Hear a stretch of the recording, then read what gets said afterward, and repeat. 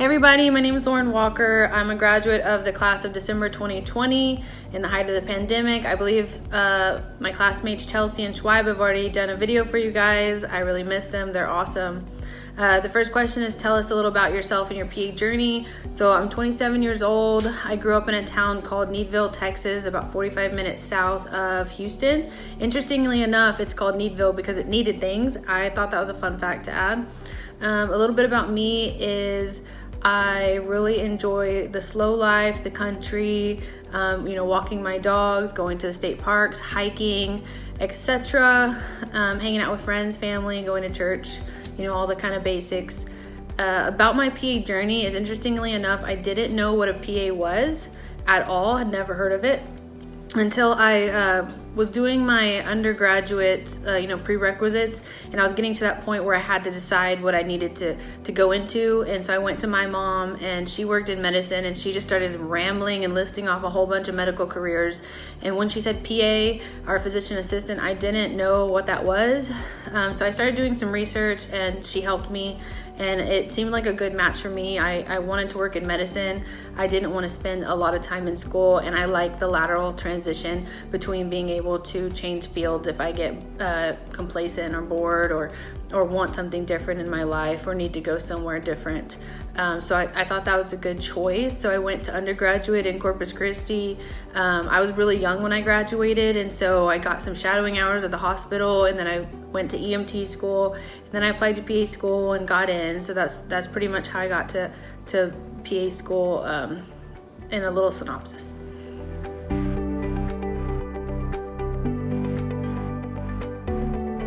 So interestingly enough, this is actually my second PA job. I did a year in outpatient psychiatry and decided it wasn't for me. So I transitioned about three and a half months ago to rheumatology, and wow, boy, are they totally different. But I'm really enjoying it. It's so intricate. It's an intricate field. And a typical day, I would say I'm fairly new, so I'm still in that training phase, which is nice. But I see between 5, 8, 12 patients depending on what they're coming in for. I usually get to work about 45 minutes early, and so I can read about my patients for the day. I can read their charts, their history, figure out what other medical conditions they have, figure out what medications they've tried and what they could potentially try, make sure their labs are up to date, make sure that if they need a TB test, hepatitis test, or anything that we need to do yearly, that I don't miss anything. Now, this field is very complicated because the drugs can cause infections. They can cause a lot of different things to reactivate, like hepatitis or herpes simplex, etc. So you have to be very, very peculiar with how you're treating these patients. So that's why I like to go in and kind of mentally prepare. So I get there early, I look at my first half of the day, then I see those patients, I come back at lunch, I eat lunch, and I look at the second half of the day.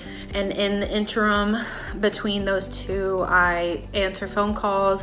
I have to do labs for both the doctors. The doctors will usually send me messages about phone calls I need to make, and then I make phone calls about diagnosing or treating things over the phone that need to be treated from lab work. So that's my typical day, and then I stay late, and that's how it is when we first start.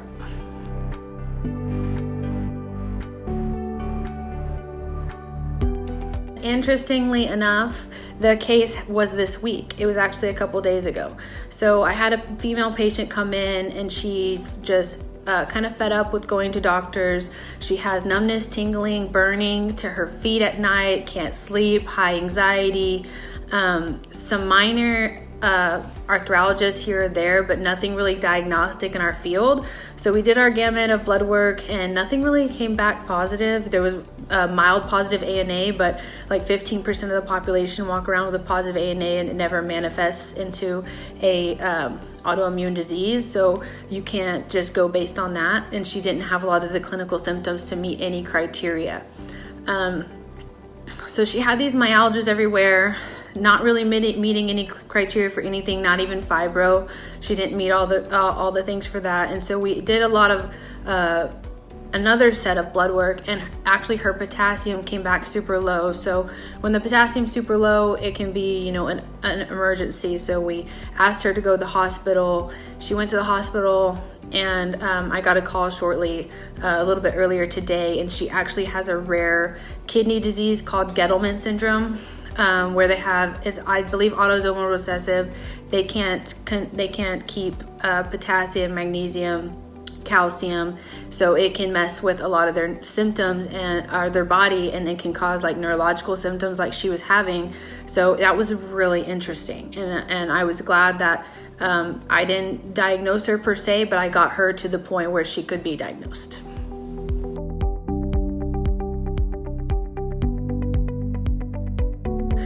I'd have to say the first big chunk of money I spent was actually not on an object. My dad is very like a joking dad. I'm sure some of you have a dad like that that's always making little ribs and joking. And so he was joking one day, and he was like, haha, wouldn't it be nice if you gave us an extra house payment? Because guess what I figured out? If you do an extra house payment every year, you won't owe 10 years on your house, you'll owe 5. And so a light bulb went off in my head, and I said, you know what? I have the means to do it. And my parents were my backbone in PA school. I don't know how many times I called them and said, I'm stressed. I'm tired. I don't know how I did on this test, etc. And so they were my guiding light. And so I decided to give them an extra house payment, and that made them very happy. And it made me happy because I'm giving back to those who got me through this journey, and it helped me a lot throughout all of PA school.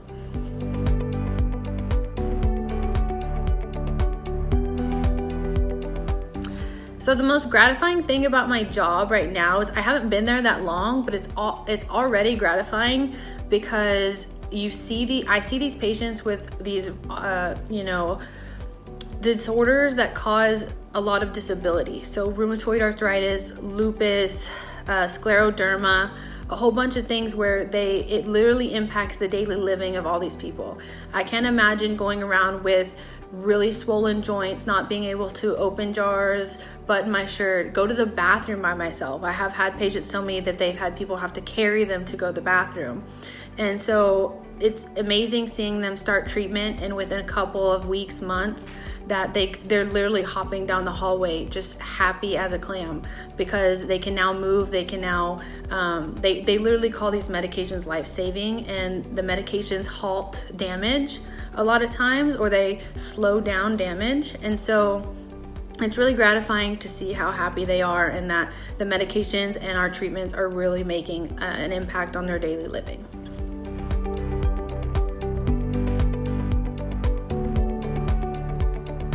My biggest thing would be an advocate for yourself.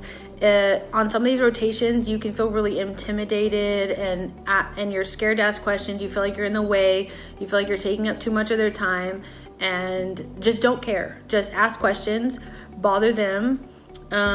If you can't figure out something on your own, ask for help. I think there's a lot of times when, as a PA student, where you feel like you're in the way and you feel like your question may be dumb, or you're unsure of something and you're scared to ask. But I would just go ahead and ask, because it's hard not knowing what someone else knows. So these doctors, these MAs, the nurses, they don't know what you know and what you don't know. So it's probably just as hard for them to teach you, because they may just assume that you already know certain things. And so I would say be an advocate for yourself, even as a new PA. Like I'm 2 years in, well, not really 2 years in, a year and a half really. And every day I go to my doctors every day and I say, okay, I need help with this. This is my plan. Is it wrong? Do I need to change something? Am I forgetting something? And I advocate for myself every single day. And I'm learning super fast that they really appreciate that, because some doctors, they go into the routines of their daily things and they forget about things, or they're interested in new things from up to date, etc. So it's been really helpful, and that would be, my current advice.